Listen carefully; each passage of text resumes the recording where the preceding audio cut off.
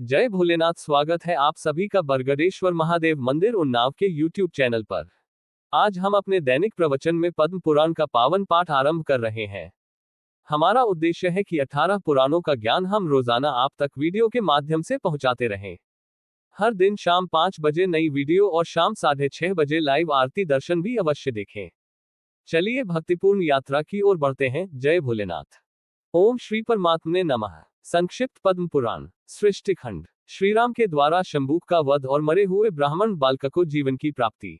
अध्याय 26। पुलस्त्य जी बोले, राजन, पूर्व काल में स्वयं भगवान ने जब रघुवंश में अवतार लिया था तब वहां वे श्रीराम नाम से विख्यात हुए।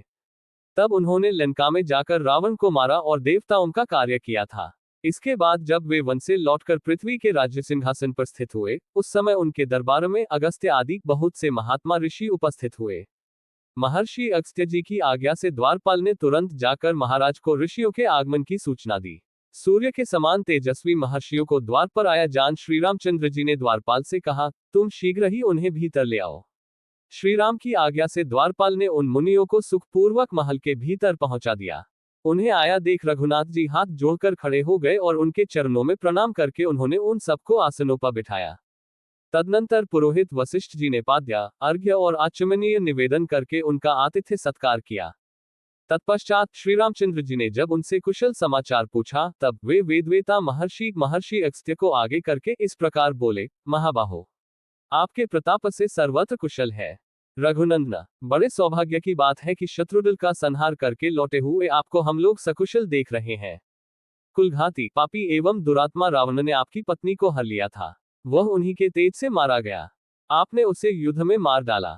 रघु सिंह, आपने जैसा कर्म किया है वैसा कर्म करने वाला इस संसार में दूसरा कोई नहीं है।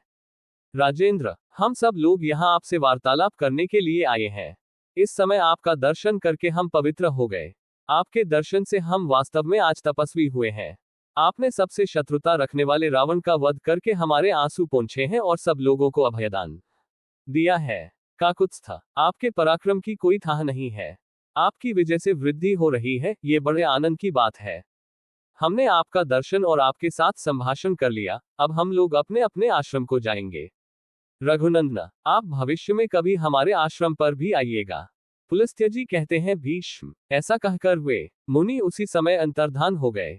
उनके चले जाने पर धर्मात्माओं में श्रेष्ठ श्री रामचंद्र जी ने सोचा, अहो, मुनि अगस्त्य ने मेरे सामने जो ये प्रस्ताव रखा है कि रघुनंदन, फिर कभी मेरे आश्रम पर भी आना, तब अवश्य ही मुझे महर्षि अगस्त्य के यहाँ जाना चाहिए और देवताओं की कोई गुप्त बात हो तो उसे सुनना चाहिए, अथवा यदि वे कोई दूसरा काम बताएं तो उसे भी करना चाहिए। ऐसा विचार कर महात्मा रघुनाथ जी पुनः प्रजा पालन में लग गए।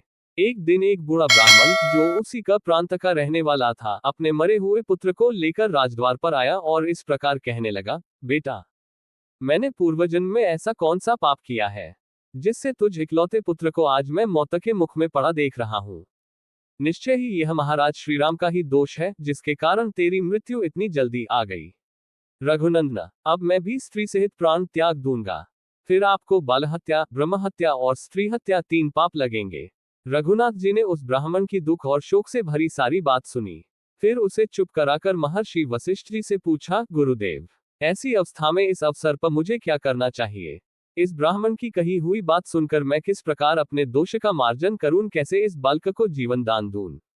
इतने में ही देवर्षि नारद वहां आ पहुंचे। वे वशिष्ठ के सामने खड़े हो अन्य ऋषियों के समीप महाराज श्री राम से बोले, रघुनंदन, इस बालक की जिस प्रकार अकाल मृत्यु हुई है उसका कारण बताता है, सुनिए। पहले सत्ययुग में सब और ब्राह्मणों की ही प्रधानता थी। कोई ब्राह्मणेतर पुरुष तपस्वी नहीं होता था। उस समय सभी अकाल मृत्यु से रहित और चिरजीवी होते थे। फिर त्रेतायुग आने पर ब्राह्मण और क्षत्रिय दोनों की प्रधानता हो जाती है, दोनों ही तप में प्रवृत्त होते हैं। द्वापर में वैश्यों में भी तपस्या का प्रचार हो जाता है। ये तीनों युगों के धर्म की विशेषता है। इन तीनों युगों में शूद्र जाति का मनुष्य तपस्या नहीं कर सकता, केवल कलयुग में शूद्र जाति को भी तपस्या का अधिकार होगा। राजन, इस समय आपके राज्य की सीमा पर एक खोटी बुद्धि वाला शूद्र अत्यंत कठोर तपस्या कर रहा है। उसी के शास्त्र विरुद्ध आचरण के प्रभाव से इस बालक की मृत्यु हुई है। राजा के राज्य या नगर में जो कोई भी अधर्म अथवा अनुचित कर्म करता है, उसके पाप का चतुर्थांश राजा के हिस्से में आता है। अतः पुरुष श्रेष्ठ, आप अपने राज्य में घूमिए और जहां कहीं भी पाप होता दिखाई दे उसे रोकने का प्रयत्न कीजिए। ऐसा करने से आपके धर्म, बल और आयु की वृद्धि होगी। साथ ही यह बालक भी जी उठेगा। नारद जी के इस कथन पर श्री रघुनाथ जी को बड़ा आश्चर्य हुआ। वे अत्यंत हर्ष में भर कर लक्ष्मण से बोले, सौम्य, जाकर उस श्रेष्ठ ब्राह्मण को सांत्वना दो और उस बालक के शरीर को तेल से भरी नाव में रखवा दो। जिस प्रकार भी उस निरपराध बालक के शरीर की रक्षा हो सके वह उपाय करना चाहिए। उत्तम लक्षणों से युक्त सुमित्रा कुमार लक्ष्मण को इस प्रकार आदेश देकर भगवान श्री राम ने पुष्पक विमान का स्मरण किया। रघुनाथ जी का महाराज श्री राम महर्षि वशिष्ठ को प्रणाम करके विमान पर आरूढ़ हुए और धनुष भाथा एवं चमचमाता हुआ अभिप्राय जानकर इच्छानुसार चलने वाला वह स्वर्णभूषित विमान एक ही मुहूर्त में उनके समीप आ पहुंचा और हाथ जोड़कर बोला, महाराज, आपका आज्ञाकारी ये दास सेवा में उपस्थित है।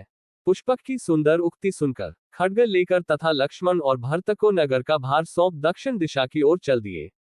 दंडकारण्य के पास पहुंचने पर एक पर्वत के दक्षिण किनारे बहुत बड़ा तालाब दिखाई दिया।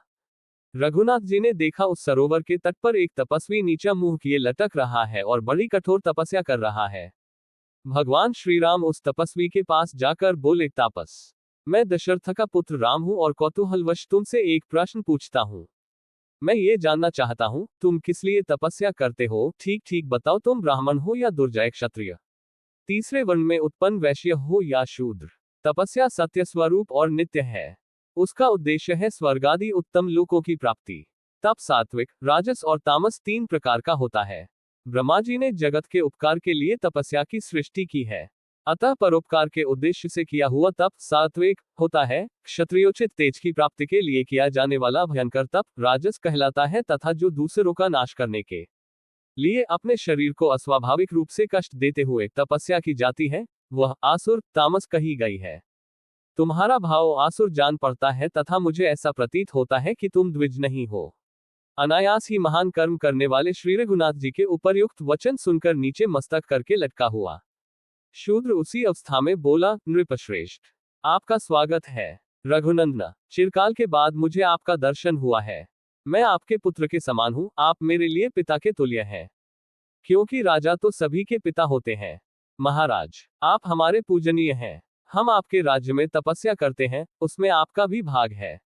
विधाता ने पहले से ही ऐसी व्यवस्था कर दी है।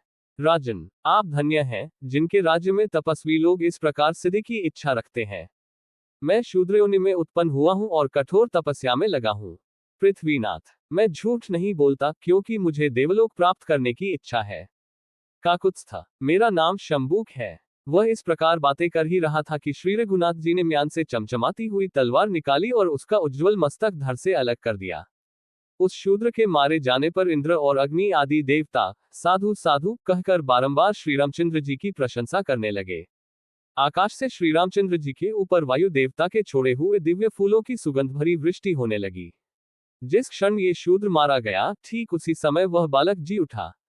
आशा है आज का पद्म पुराण पाठ आपके जीवन में शांति और आशीर्वाद लाएगा। कृपया चैनल को लाइक, शेयर और सब्सक्राइब अवश्य करें। शाम 6:30 बजे लाइव आरती दर्शन में जरूर जुड़ें। फिर मिलेंगे कल शाम 5 बजे एक नए अध्याय के साथ। जय